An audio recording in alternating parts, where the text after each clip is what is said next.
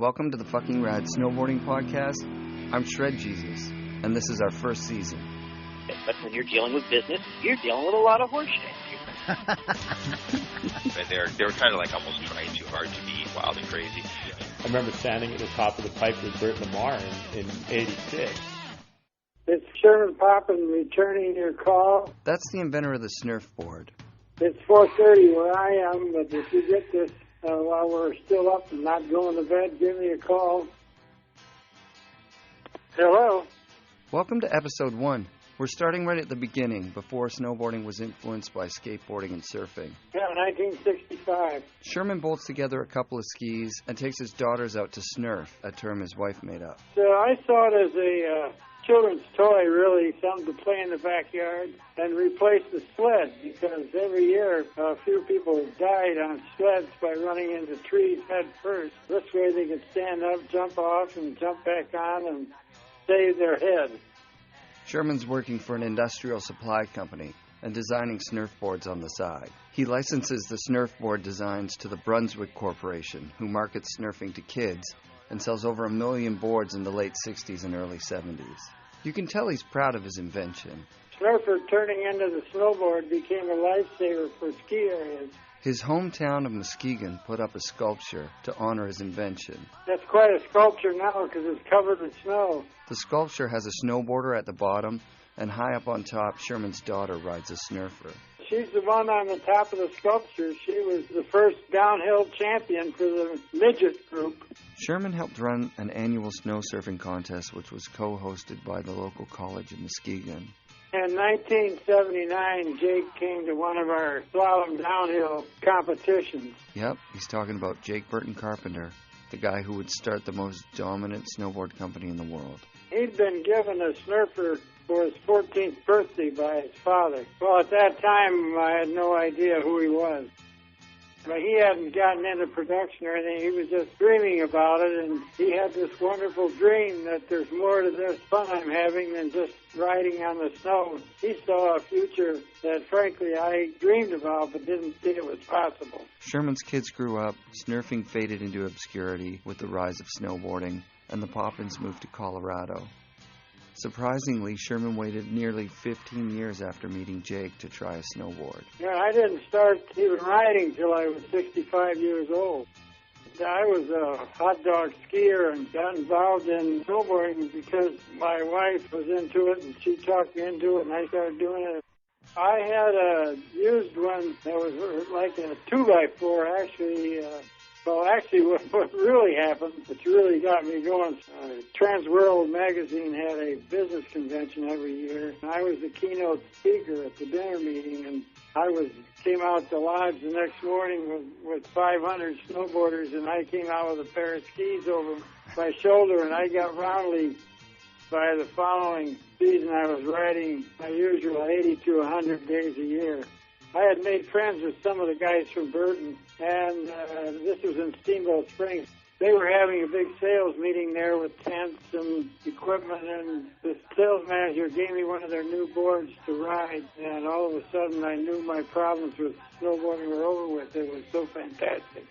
And now it's been about 10 years since Sherman's been on a board.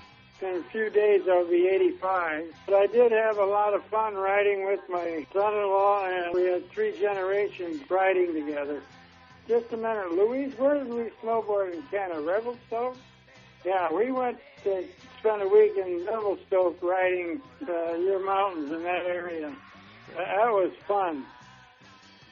I had to quit riding because my wife and I both developed medical issues, and you don't live in a mountain ski resort if you can't use the snow, so we bailed out and came down to the warmer climates of Georgia.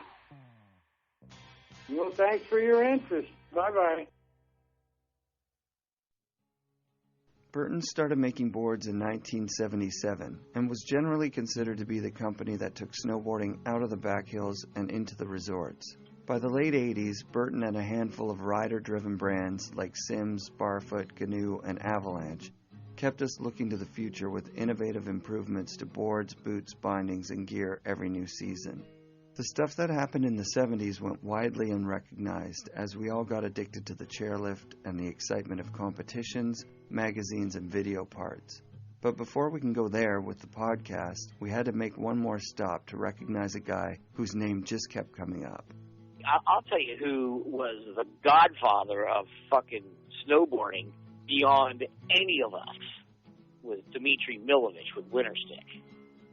Dimitrije started Winterstick in 1972, and to appreciate just how far ahead of the curve he was, you really have to look at the boards he was making next to the boards from other companies at that time, which I was lucky enough to do at a recent showcase of snowboard photographer and vintage snowboard collector Scott Surface's boards at the Endeavour headquarters here in Vancouver, BC. I don't think anyone's collecting them to make money. Yeah. I don't think.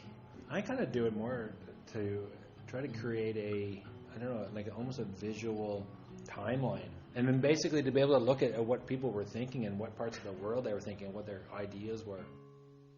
Dimitrije was making full-on powder swallowtails riding fully surf style in Utah in 1972. I saw pictures of him that would be classic today.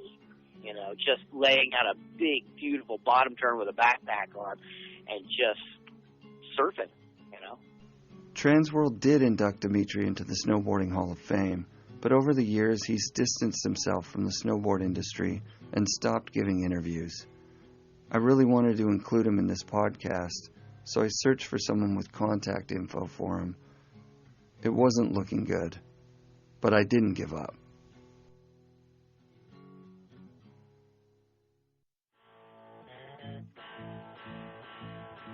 Anyway, I was traveling, but I did get your message.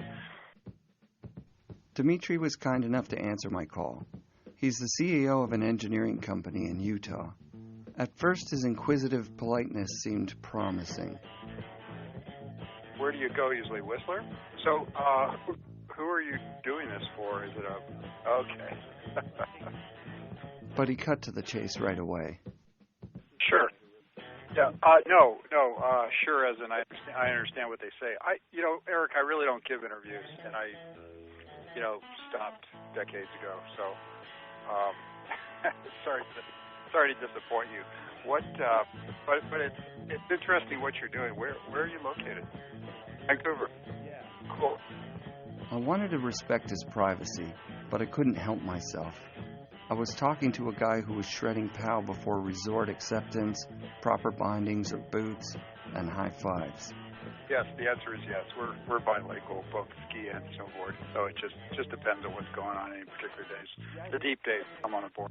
Yeah, it usually is. We didn't have a great year last year, but most of the time it's really good. So, yeah, you better come down again.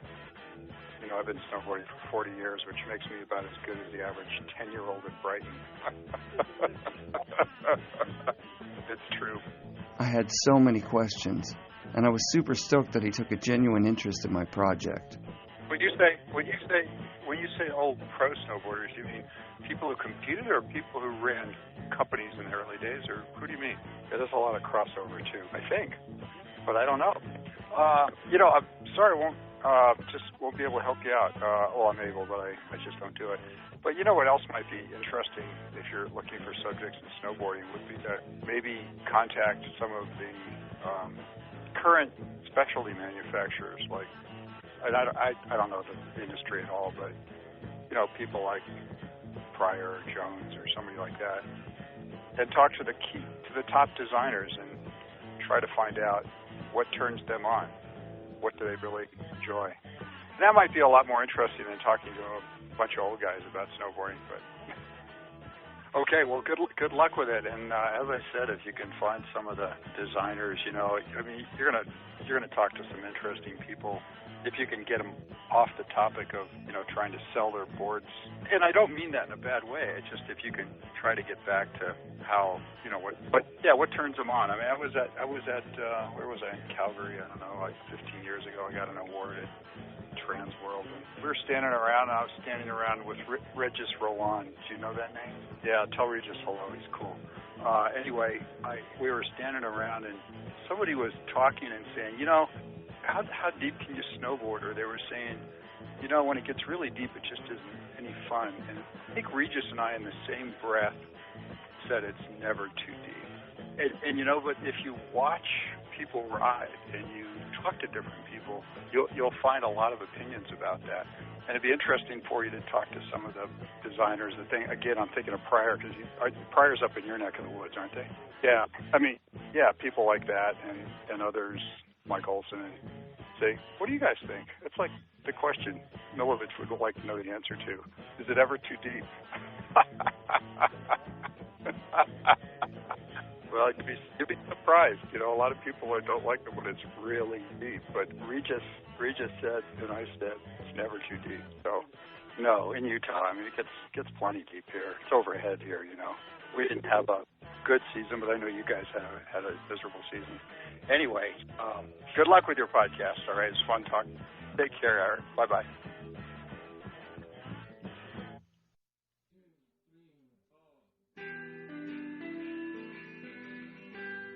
Milovich was right. We've gotten to talk with some interesting people for sure. And we'd love to hear from you. Send us a message, drop us a comment, or leave a review. Why don't you answer Dimitrije's question? Is it ever too deep? Music in this episode by NoFX, Los Secos, who's a Peruvian punk band from the 1960s, Captain Beefheart, and this is Russ Winfield and Mikey LeBlanc playing under me.